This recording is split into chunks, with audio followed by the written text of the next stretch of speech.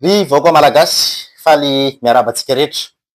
Manoloana ny zava-misy ankehitriny eto amin'ny firenena dia handray fitenenana ny tenako. Video voalohany ty taorian'ny video izay nataoko tamin'ny ray volana lasa mahakasika an'ity tranga intoxication teto Madagasikara ity. Nahita an'ity video ty zao malariva dia nahita any sary ity ihany koa, sarin'Andriamatoa ministra ny fahasalamam-bahoaka sy ireo mpiara-miasa aminy izay nitsidika tany amin'ny HGR nijery ireo marary tratran'izay fanampoizinana moa izay ny hypothèse aroson'ny fitondram-panjakana sy ministeran'ny fahasalamam-bahoaka. Dia voalohany indrindra aloha efa zava-dehibe izay zavatra izay na ity video ity na ity sary ity. Fa nanisy an'ireo azy dia tsy maintsy miteny ihany ny tenako satria efa tabahoatra loatra ny zava-misy eto amin'ny firenena. Marobe ny zavatra afenina amintsika vahoaka ka rariny dia rarintsika raha miahiahy, rariny dia rarintsika raha mangetaheta tia fantatra an'izay hoe inona ny tena zava-misy marina. Mbola isy video ataoko aorianan'ity video ty amin'ity herinandro ty ihany, fa ity alohan'ny video voalohany. Video ty dia réaction manoloana an'ity video ity ary manoloana an'ity sary ity. Voalohany indrindra mitodika aminao zao Andriamatoa Benjamin Alexis. Nanambara ianao fa atao fanadiadiana fenoasina sy ny fianakaviany satria nisy nitory tany amin'ny fitsarana. Satria nisy nitory tany amin'ny fitsarana. Averiko farany. Satria nisy nitory tany amin'ny fitsarana. Tsy haiko na azontsika pikainy hoe inona ny tiako ambara amin'izay zavatra izay. Satria nisy nitory tany amin'ny fitsarana. Nanamafy ianao Andriamatoa Benjamin Alexis fa tsy misy olona arovan'ny fitondram-panjakana izay tarihin'Andriamatoa Hajaina Rajoelina velively manoloana an'iny tranga fanampoizinana iny, fa mitovy ny tsirairay. Misy fanontaniana anankiroa apetrako aminao. Voalohany indrindra, raha tsisy olona arovan'ny fitondram-panjakana, maninona no tsy nanokatra ny fanadiadiana tamin'ny fianakaviany fenoasina sy tamin'ny fenoasina ianareo vao nanomboka io zavatra io, raha tsy aty aoriana ary indrindra indrindra raha tsy nisy olona nitory azy tany amin'ny fitsarana. Nanino? Conclusion raisinay dia zao hoe raha tsy nisy olona nitory fenoasina sy ny fianakaviany dia tsy nisy ary tsy hisy velively fanadiadiana hatao amin'izy ireo fa vitavita ho azy ity raha ity. Fitondram-panjakana ianareo, miaro ny vahoaka sy ny ainy. Miahy ny vahoaka satria ianareo no filohan'ny vahoaka. Maninona ianareo tsy nanokatra fanadiadiana vantany vao nisy ity tranga ity. Ny fanadiadiana nataonareo dia mitady ny coupable ianareo, ary ny coupable ny raisinareo moa dia ny olona manana olana fifandraisana amin'ny fenoasina. Zay ny fanontaniana voalohany. Fa manino? Fanontaniana faharoa, naninona ihany koa ianareo tsy nanokatra fanadiadiana mahakasika an'iny anniversaire iny rehefa nisy resabe nandeha fa misy fifandraisana ifenoasina sy Andriamatoa ministry ny tanora sy ny fanatanjahantena. Naninona ianareo tsy nanokatra fanadiadiana? Ekena fa mety tsao izany zavatra izany fa maha mpitondra fanjakana anareo ninona tsao ain'olona no resaka eto dia tokony nanokatra fanadiadiana ianareo mahakasika anio fifandraisany fenoasina sy Andriamatoa ministra io. Tokony nanokatra fanadiadiana ianareo.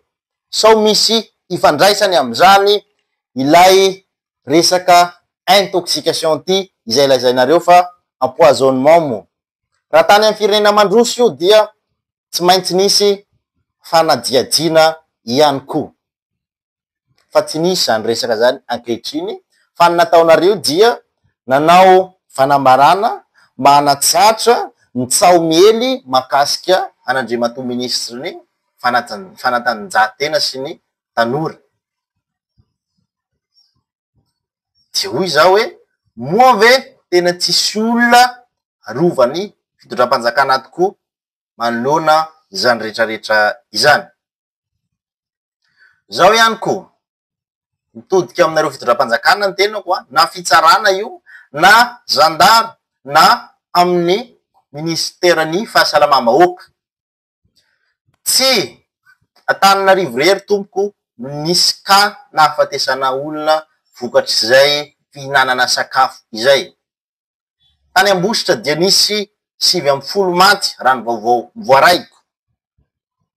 Tany Toliara koa nisy, tany Mahajanga, Toamasina. Maninona ianareo tsy manokatra fanadidina amin'ireo toeranareo? Sokafy re tompoko ny fanadiadiana. Tany Ambositra io, na tany Mahajanga, na tany Toamasina, na tany Toliara. Malagasy daholo, ninona faritra fiaviana. Ka tokony atao mitovy ny traitement atao azy ireo. Maninona tsy nanokatra fanadiadiana ianareo?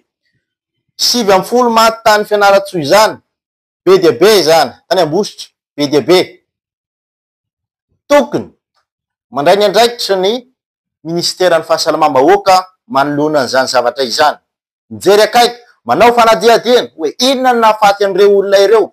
Intoxication alimentaire ve sa fanampoizinana tokoa? Raha fanampoizinana, iza no nahavanina ny loza? Ataovy ny fitsarana.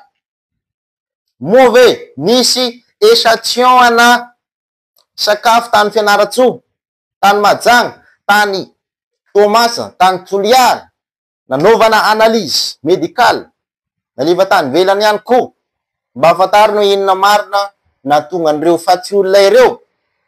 Tsisy. Fa naninona ianareo tsy nanao an'izany? Didinareo, andraikitrareo amin'ny maha mpitondra fanjakana anareo ny miay ny vahoaka.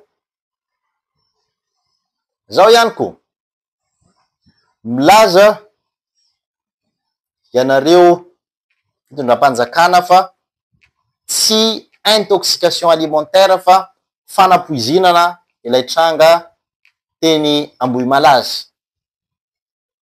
Mingavy aminareo za averiko fanindroany ty. Alaivo tany amponja ireo voarohirohy fa nanao ny fanampoizinana, ary anontanio azy ireo hoe inona ny fanafody nampiasain'izy ireo na tonga an'ireo faty olona ireo na poizana nampiasain'izy ireo, dia hahitana vahaolana ireo marary mbola sitranina ao amin'ny hopitaly. Raha fantatro inona lay poizina, dia afaka atao somatsara mitady antidote na mitady fanafody ahafahana mamonjy an'ireo olona ireo.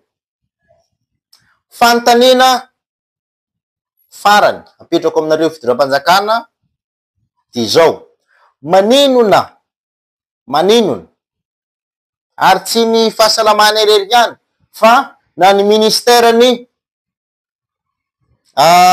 ponina, ministerany ponina, ministry ny ponina zany, hoe maninona ianareo no tsy nanao fanadiadiana ihany koa? Satria vahoaka nge resaka eto e, vahoaka. Maninona ianao any, tsy haiko, ramatoa ve sa Andriamatoa ministra, ramatoa ministry ny ponina no tsy nanao fanadiadiana? Ministry ny ponina ianao, tsy haiko inona ny tena asa ministry ny ponina, fa miany ponina ny fahafantarako an'izany. Nisy faty olona tany Ambositra, maninona ianao tsy nanokatra fanadidiana na nanome baiko mba ho sokafana ny fanadiadiana mahakasika ireo olona maty ireo, inona nahatonga ny fahafatesany, miara-miasa tamin'ny ministry ny fahasalamam-bahoaka. Tsy nisy zany zavatra izany. Ary naninona ianareo ministry ny fahasalamam-bahoaka sy ny ministry ny ponina tsy nandefa ireo marary ireo nakany ivelany, raha toka tsisy fanafody, tsisy inona afaka atao ho azy ireo teto Madagasikara, fa lasa andrasanareo fahafatesana fotsiny ny olona, de mitebiteby hoe raha ovinandray ny havanay no maty, satria rehefa tsisy prise en charge araka ny tokony izy ireo olona reo tompoko, dia tsy maintsy ho faty avokoa, tsy maintsy ho faty avokoa. Ka zay ny fanontaniana mipetraka hoe maninona ministry ny fahasalamam-bahoaka, maninona ministry ny ponina tsy nijery, tsy niray, tsy nikaondoha momba an'ireo vahoaka marary ireo. Maninona? Sa hoe tsisy raharahinareo mivoaka malagasy, satria anananareo ny fahefana, anananareo ny seza, vola miditra, fiainana milamina, dia henoy zao ny azo namosiko, na dia amin'ny taraina aza ny malagasy, menomenona ny olona eto amin'ny tambazotra serasera. Ary tsy nisy fandraisana ndraikitra nataonareo raha tsy nitatatata ireo mpanohitra ireo teto amin'ny tambazotra serasera. Tsy nisy na kely azy. Ka hoy zao hoe tompona ndraikitra mitondra fanjakana manoloana ireo faty olona ireo. Tompona ndraikitra nareo satria naninona? Tsy nanokatra fanadiadiana voalohany indrindra, faharoa ianareo ihany koa dia tsy nandefa ireo marary ireo nakany velany rehefa narary zareo fa nitazominareo teto fotsiny, kanefa efa hainareo fa tsisy inona afaka atao azy ireo, tsisy inona ho izy nareo. Ary miahy ahy zay vahoaka hoe sao de mba tena botinisme marina nazo an'ireo olona ireo. Maninona tsy avoakanareo ny valin'analizy fa hoe singa mahery vaika. Ary zao no tiako ampahafantarina antsika vahoaka, inona moa lay botulisme? Lay botulisme io dia vokatry ny toxine izay produit zay manao vokariny clostridium botulinum. Io toxine io dia neurotoxique ary miteraka paralysie descendante, ka mahatonga an'izay paralysie any muscle respiratoire izay, de miteraka détresse respiratoire, miteraka zany hoe sempotra ny olona.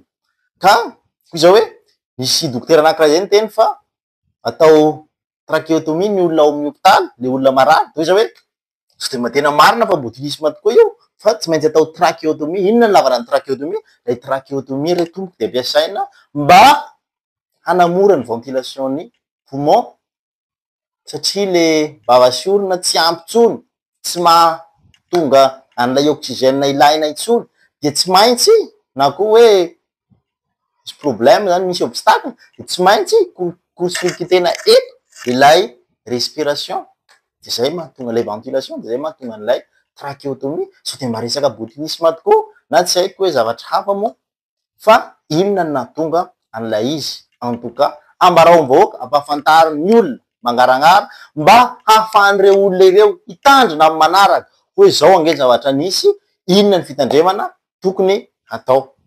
Fanangina fotsiny ianareo, nangina. Tsy ho lava resaka fa mirary soantsika rehetra de samy tian'Andriamanitra. Izy video ataoko aorinan'ity, izy fepetra ho raisina mazava ho azy, tsy maintsy mandray fepetra itsika vahoaka amin'ny maha citoyen malagasy ahy no itenenako akory, fa tsy amin'ny maha mpanao politika. Za tsy mpanao politika re tompoko, tsy manana atoko politika aho, tsy anatina vondrona politika aho, tsy mifanerasera, tsy miresaka amin'ireo mpanohitra ny tenako, tsisy an'izany fa amin'ny maha malagasy ahy no itenenako eto. Miraso.